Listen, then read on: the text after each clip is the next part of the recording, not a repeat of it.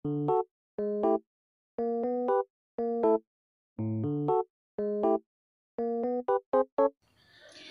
semuanya, selamat pagi, siang, sore, malam. gimana kabar kalian hari ini? Semoga kalian selalu sehat-sehat ya, dan juga jangan lupa protokol kesehatannya. Selamat datang di Podcastan. Kembali lagi dengan kita berdua, aku Tisna Artika. Dan aku Elsya Fadila. Nah, kita bakalan enakan ngobrolnya kalau udah kenalan. Oke, sekarang sebelum pembahasan kita lebih jauh, aku pengen tahu nih gimana kabar Elsya hari ini.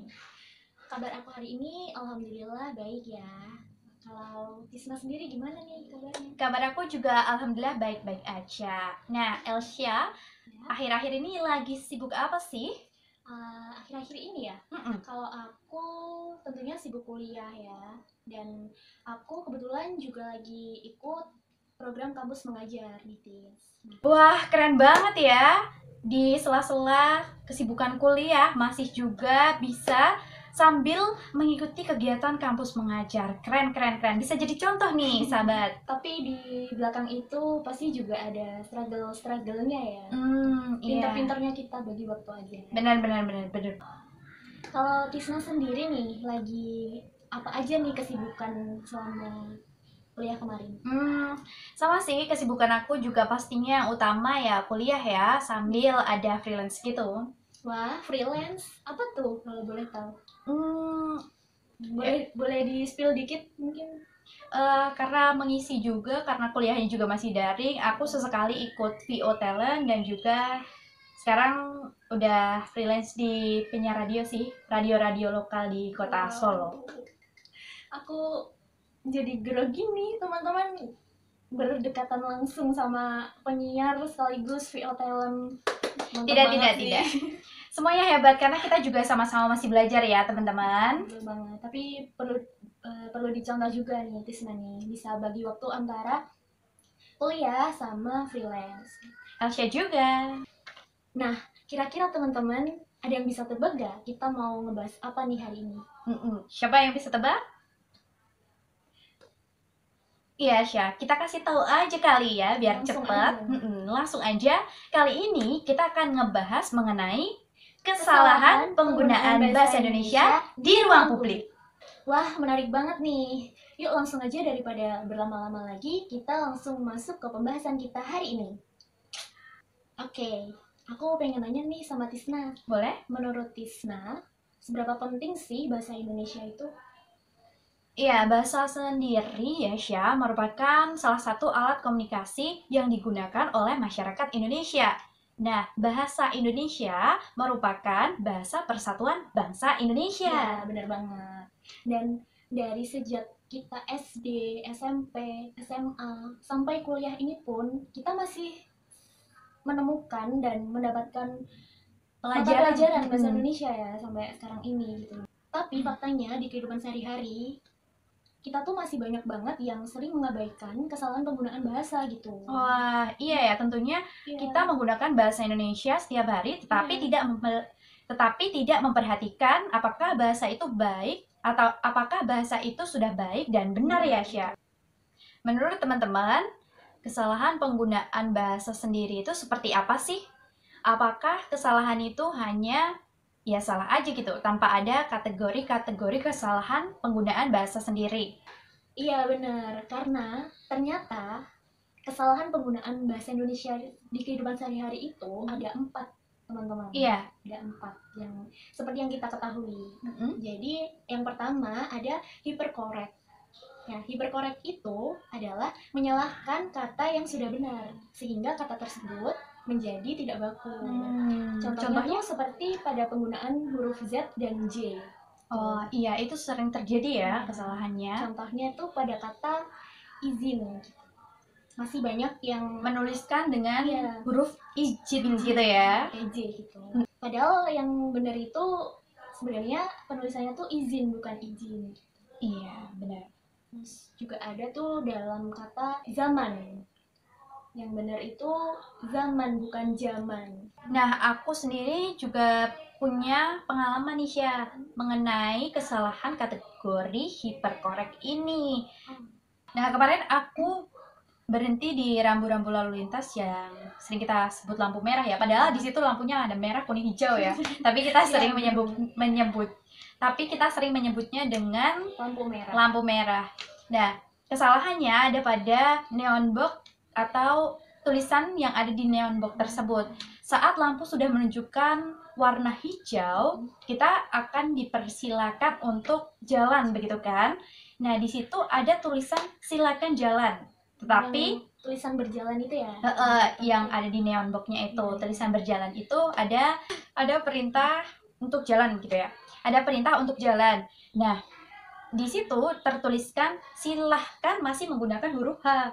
Padahal sesuai dengan kaidah kebahasaan menurut Bu Ebi itu tanpa huruf H ya. Iya, silakan ya harusnya. Iya, benar banget. Nah, aku juga punya pengalaman nih, Tis. Apa itu? Nggak usah jauh-jauh ya. Di dekat rumahku sendiri nih, ada fotokopian tuh. Tulisannya tuh masih fotokopi, pakai COPY. Seharusnya menurut kaidah penulisan bahasa Indonesia yang baik dan benar itu fotokopi gitu. Iya, biasa aja ya. Iya, kopi gitu.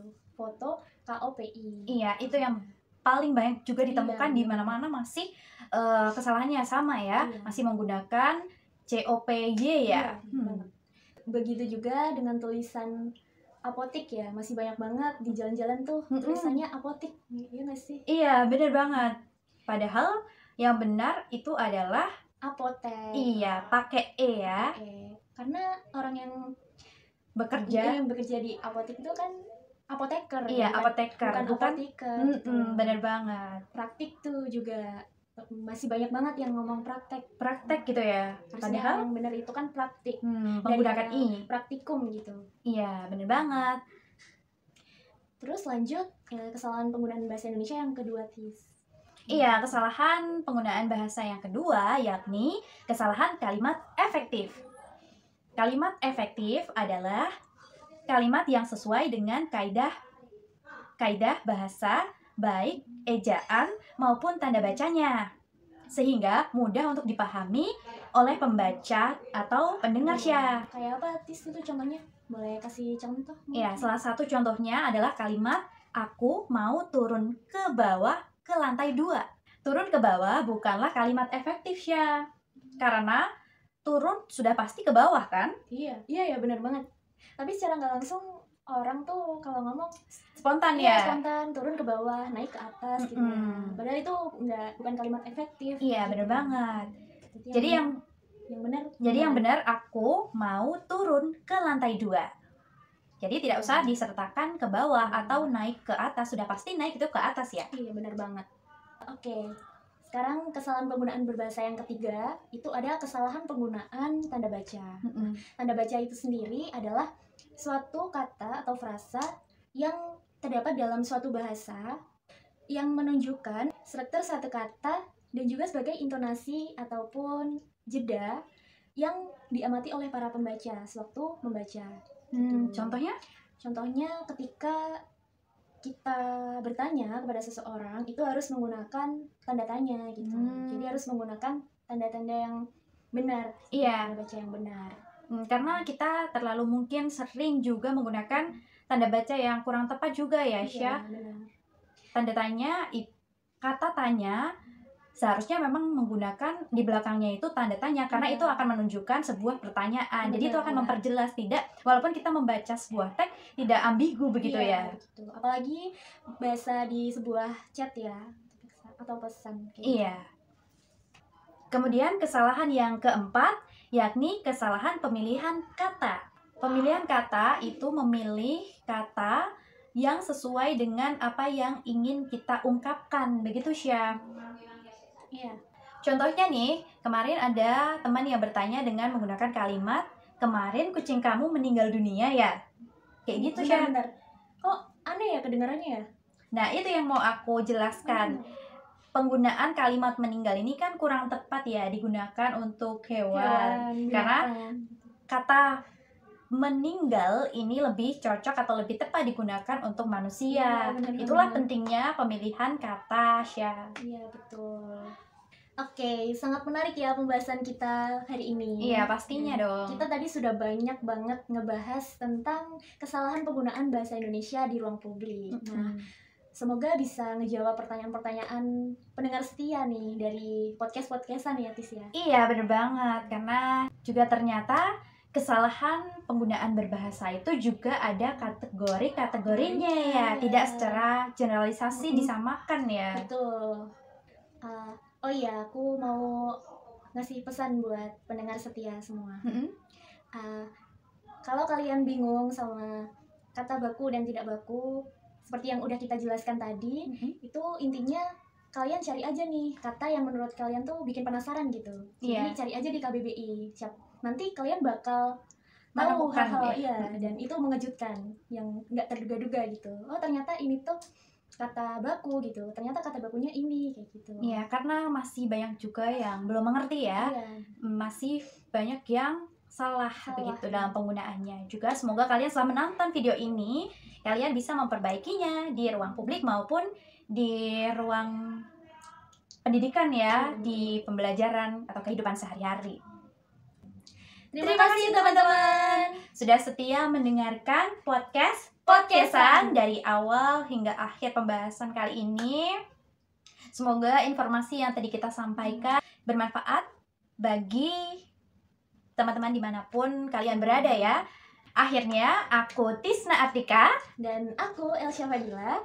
Kami pamit undur diri. Sampai ketemu di podcast selanjutnya. Sampai jumpa semuanya. See you.